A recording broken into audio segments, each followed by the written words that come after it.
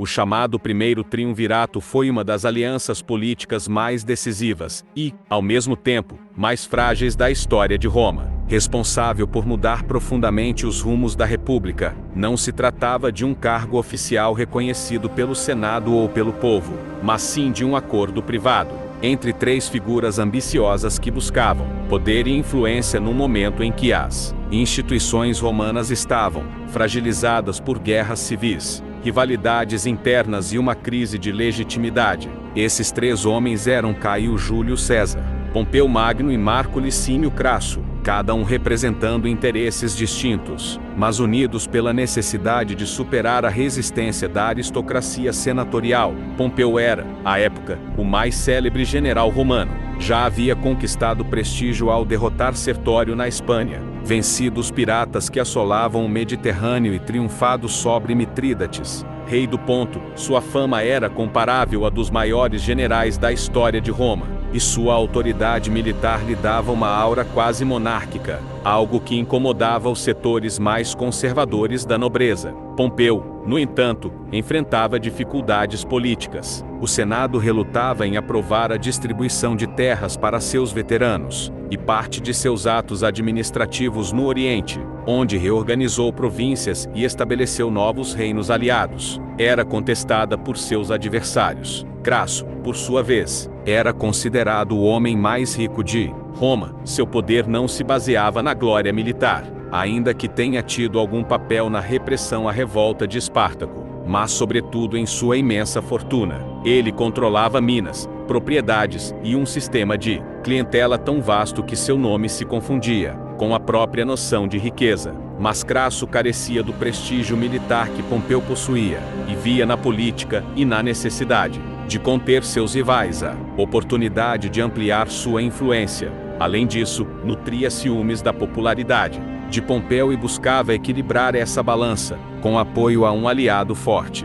O terceiro elemento, Júlio César, ainda não era a figura quase mítica que se tornaria, mas um político em ascensão, pertencente a uma família antiga, embora empobrecida. César havia construído uma reputação sólida através de cargos públicos, oratória e habilidade em conquistar o favor do povo. Era um mestre em propaganda e sabia como transformar feitos relativamente modestos em símbolos de grandeza. Sua eleição ao consulado estava próxima, mas ele precisava do apoio de figuras influentes para superar a resistência da oligarquia senatorial, que via em seu perfil popular uma ameaça ao equilíbrio de poder. O que uniu Pompeu, Crasso e César foi a percepção de que sozinhos seriam bloqueados pela aristocracia conservadora, mas juntos poderiam impor sua vontade. Pompeu precisava da aprovação das terras para seus veteranos. Crasso queria medidas econômicas favoráveis aos publicanos coletores de impostos das províncias e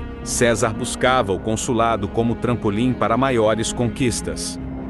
Aurelius Soles é um livro que conta a jornada de Sexto Lúcio Afrânio, um jovem romano marcado pela guerra civil, que ao lado de seu tutor Ezo parte em busca de liberdade. Entre batalhas, amores e tragédias, sua família enfrentará o poder de Roma e descobrirá que a luta pela esperança pode atravessar continentes. Estou deixando um link na descrição, onde você poderá ler ou adquirir o seu livro. Obrigado.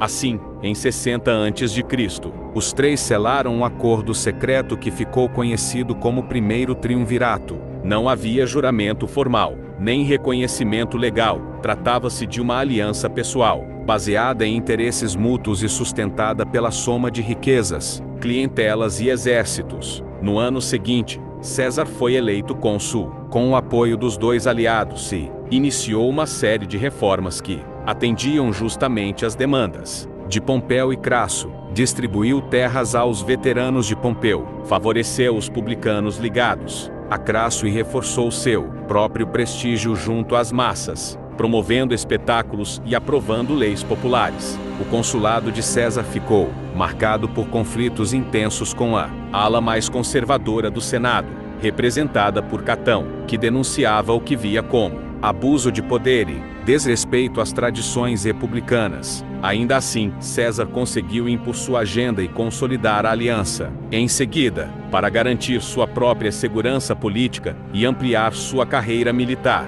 César obteve o governo da Gália, uma província estratégica que lhe ofereceria tanto riqueza quanto glória, enquanto ele partia para conquistar tribos e expandir o domínio romano além das fronteiras. Pompeu permanecia em Roma, cuidando de suas questões políticas, e Crasso continuava sua atuação como financiador e peça de equilíbrio entre os dois rivais. A união, contudo, estava longe de ser estável. O que inicialmente parecia complementar logo se transformou em rivalidade. O equilíbrio se manteve por algum tempo graças a acordos familiares, como o casamento de Pompeu com Júlia, filha de César, e a conveniência mútua. Mas a morte de Júlia, em 54 a.C., enfraqueceu o vínculo entre os dois generais. Crasso, tentando conquistar glória militar para rivalizar com Pompeu e César, partiu para uma campanha contra os partos no Oriente, mas foi derrotado e morto na desastrosa Batalha de Cauas, em 53 a.C. Sem Crasso,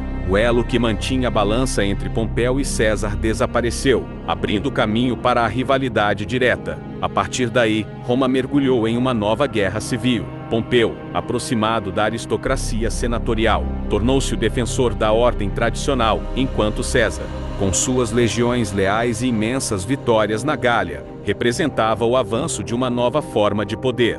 O cruzamento do Rubicão por César, em 49 a.C., foi o ponto de não retorno, um ato que simbolizava a ruptura definitiva da República e o início de um período em que alianças pessoais, mais do que instituições, determinavam o destino de Roma. Assim, o primeiro triunvirato não foi apenas uma aliança entre três homens ambiciosos. Foi também um reflexo das fragilidades do sistema republicano. Ele mostrou como a República já não conseguia conter as aspirações individuais de seus generais, nem mediar os conflitos entre aristocracia e povo.